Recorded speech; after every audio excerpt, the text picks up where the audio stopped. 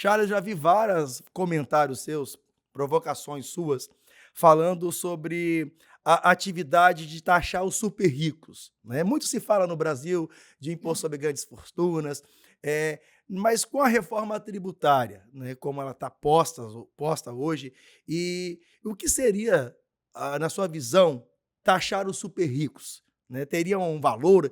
Porque as pessoas têm muita preocupação, né: "Ah, vou pagar o super rico, quem é super rico?", né, não existe esse conceito ainda. Mas qual a sua visão em relação com base na reforma tributária que vem se discutindo no Brasil? Sabes, Leandro, que tem algumas pessoas até que ficam assim chateadas, aborrecidas comigo e acham que eu tenho alguma coisa contra super rico. Pois eu não tenho nada contra super rico.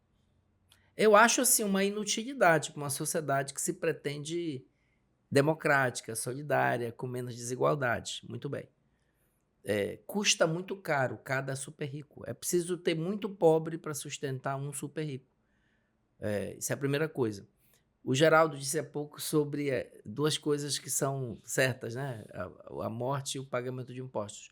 E olha, Geraldo, que tem gente que ainda tem a pretensão da imortalidade. Quer dizer, não quer morrer, mas vai pagar É imposto. imposto. E quanto mais viver o sujeito, né, ele vai passar mais tempo pagando imposto, certo? Confere? Então, se Exatamente. ele quiser pagar menos, ele tem que morrer logo. Morreu logo. Mas a questão é o Ou nem seguinte: nascer, né. Leandro, a questão é o seguinte: imposto é o seguinte, é um dever. Nós vemos uma sociedade. A gente diz, o Brasil é um Estado de direitos, uma sociedade de direitos. Não existe direito sem dever, primeiro de tudo. Ah, dever é uma coisa prazerosa? Não, mas é dever, certo? Eu, recentemente, numa conversa, numa entrevista, eu disse, olha, você não precisa amar o imposto, se apaixonar por ele. A gente não propõe isso, não precisa gostar. Eu amo pagar imposto, toda vez que eu vou pagar meu imposto eu vou feliz. Não, não precisa ser isso. Agora é o seguinte, entenda como um dever. É um dever de cidadania. Não há vida em sociedade, é impossível sem o imposto. Gostemos ou não né, dessa ideia, não existe. Agora, é um ideal ético e tem que ser uma busca incessante da sociedade como um todo, que esse imposto seja o mais justo possível, distribuído da maneira mais justa possível esse encargo pela sociedade, com base na capacidade contributiva. Isso é um ideal ético, nós devemos buscar isto. Ou seja, se é um dever de todos, ele é um dever que deve ser distribuído entre as pessoas de uma sociedade de acordo com a sua capacidade, porque senão ele é injusto. E ele não é para ser injusto. Um dever não precisa ser injusto. Aliás, para ser um dever com aceitação social, com legitimação social, ele precisa ser justo. Você pode até não gostar, não, mas o vizinho está pagando. Ok? Eu estou pagando, o vizinho está pagando, o outro vizinho está pagando. Olha, aquele vizinho tem muito mais e está pagando menos que eu. Isso revolta a pessoa. E ela passa a culpar o imposto por esse desequilíbrio. E a culpa não é do imposto, é da própria sociedade. Certo? Então a gente tem que buscar isto.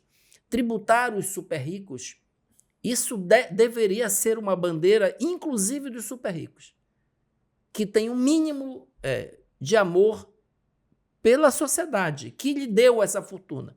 Porque ninguém faz fortuna se aquela sociedade, naquele dado momento histórico, não possibilitou a ele que ele pudesse acumular aquela fortuna. Certo? Então, por quê? Quando você não tributa o super rico na medida da sua capacidade, mas ao mesmo tempo há necessidades públicas que precisam ser atendidas pelo Estado, isso significa que tem pobre sendo sobrecarregado com imposto. Certo? Isso não é justo. E há um movimento crescente no mundo de milionários dizendo taxem-nos, cobrem-nos mais impostos. Certo? A gente tem uns super ricos no Brasil que não tem nenhum tipo de sentimento, né, de amor e de zelo pelo seu país. E super rico, não adianta o meu colega do lado ficar com raiva porque eu estou defendendo a taxação do super rico, como se ele fosse um super rico. Né? E a gente sempre diz, super rico não é quem tem um Jeep na garagem. certo? Um HRV, certo? Poucos têm, mas está longe de ser super rico. Nós temos no Brasil poucos super ricos. Aliás, é mais do que deveríamos ter, certo? Nós estamos falando, Leandro, de 0,03%. Nós estamos falando de gente que ganha 200 mil, 300 mil, 500 mil reais por mês, não é por ano, é por mês. Essa gente tem que pagar mais imposto, para que os mais pobres paguem menos, porque a gente vive num país em que os mais pobres proporcionalmente pagam mais impostos que os mais ricos. O Francelino, a gente fez uma gravação com o Francelino, a última gravação, volte lá no Pod Fiscal, revoltado, né, com a reforma tributária, que conseguiram tirar, por exemplo, a cobrança do IPVA para jatinho, né, para iate. Ele viu, mas que reforma tributária é essa, né? E vai ao encontro da sua fala, Charles. Eu queria um complemento, claro, sobre essa questão, que quando a gente fala da reforma tributária que foi aprovada, na verdade, ela foi uma reforma tributária só sobre tributos sobre o consumo e algumas coisas com relação a heranças e doações, do TCMD. Então, o que ocorre?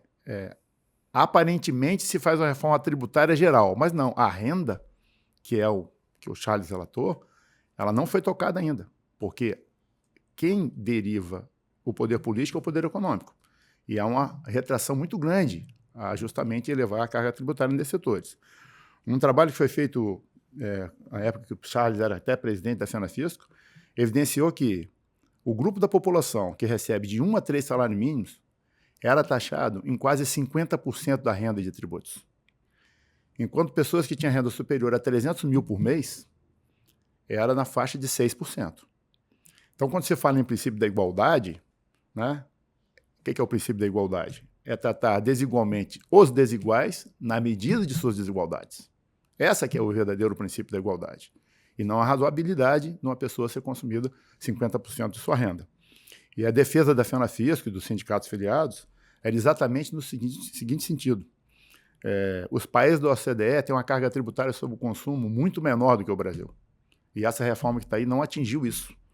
O que isso significa? Se você reduz a carga tributária sobre o consumo, que é extremamente regressiva, você possibilita de fato que as camadas inferiores tenham mais renda, porque a maior parte de sua renda é gasto com tributos no consumo básico de alimentos, de higiene, enfim.